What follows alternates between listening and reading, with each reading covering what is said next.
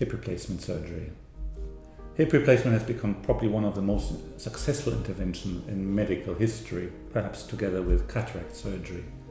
Hip replacement patients are pain-free and can walk without further problems.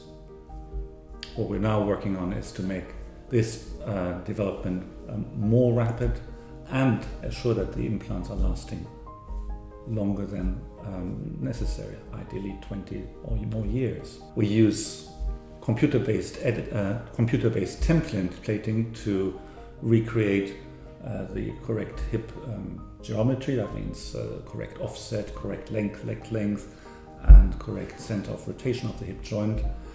And together with the latest implants, i.e. highly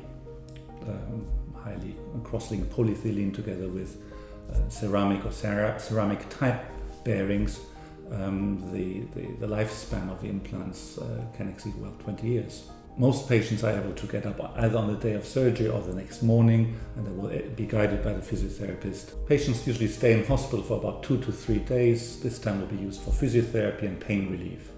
I follow up my patients at 2 weeks, and thereafter at 6 weeks. When I see patients at 6 weeks, they're usually walking independently or perhaps using one crutch.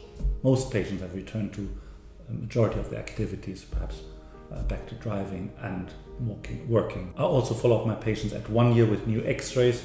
This gives an opportunity to reassess their rehabilitation and assure that the implants have fully settled in and have what we call osseointegrated